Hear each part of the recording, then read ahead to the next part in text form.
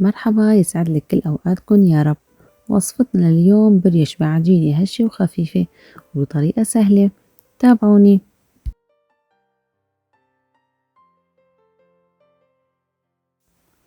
بالبداية بنحتاج كوب مي دافي، كوب حليب دافي،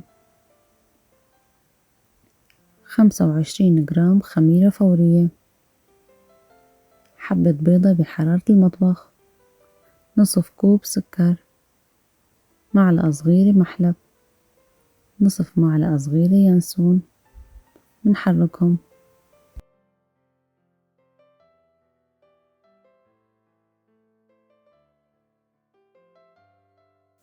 بنضيف 6 أكواب طحين متعدد الاستعمالات، طبعا أنا ناخلتن. بنضيف لها رشة ملح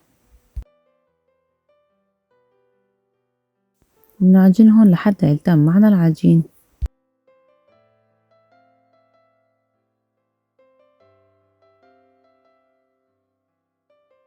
بعد ما عجنتها 5 دقايق ضفت لها 100 جرام زبدة حيواني، وطبعا لازم تكون بحرارة المطبخ. وفيكن تستبدلوا بدل الزبدة زيت نباتي، بس لحتى تاخدوا نكهة طيبة ضيفوا لها زبدة. وبعجنهم مدة 10 دقايق.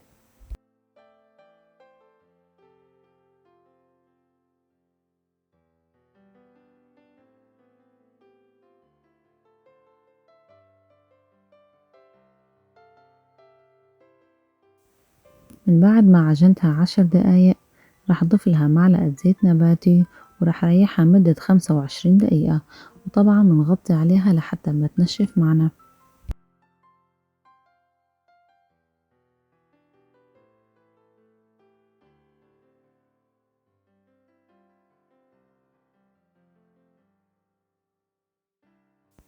وهي من بعد ما ريحت العجينة مدة 25 دقيقة.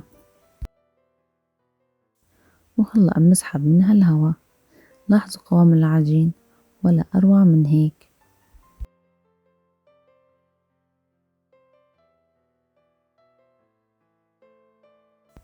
نحط العجينة على سطح العمل ومنلم العجينة على بعضها.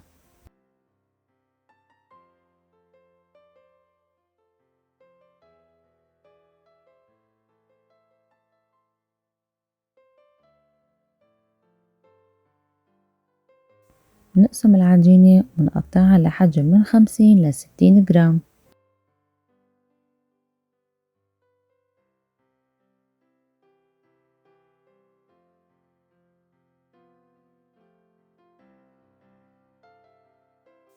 لتشكيل العجينة أنا رح شكلها كرات، وانتو كيف ما بتحبوا شكلوها. وبصفهم بصينية الفرن، واللي مو متوفر عنده ورق زبدة فيه يدهن زيت نباتي، وبنترك مسافة بين العجين.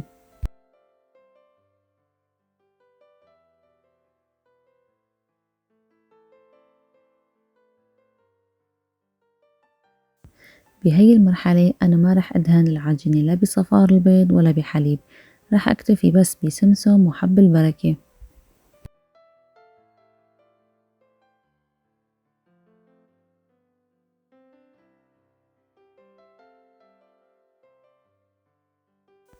بدخلهم الفرن، وطبعا الفرن مطفي.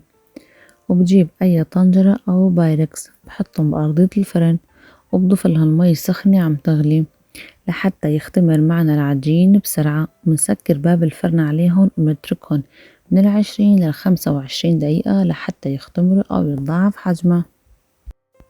وبرجع بقول وبذكركم الفرن لازم يكون مطفي.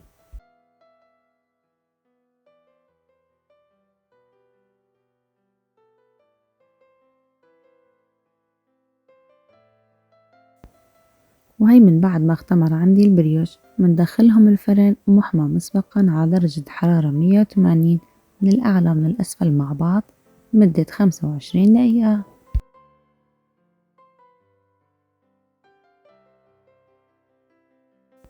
وهي من بعد ما طلعتهم من الفرن بنبخ عليهم شوية مي،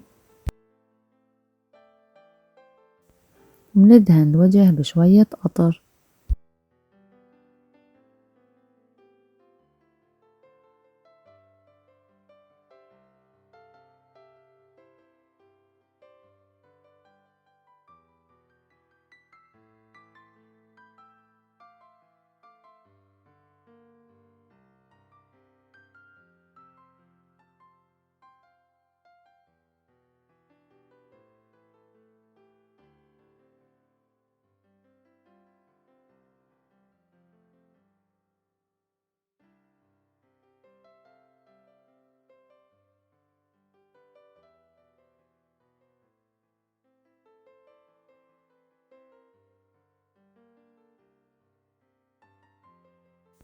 وهي النتيجة، وصفة ولا أروع. نكهة اليانسون ونكهة المحلب والزبدة الحيواني ولا أروع، وكتير كتير طرية وهشة، وبتضايل معكن لتاني يوم وبتضلها طرية. وإذا عجبكم الفيديو لا تنسوني من اللايك والاشتراك والضغط على زر الجرس ليصلكم كل جديد.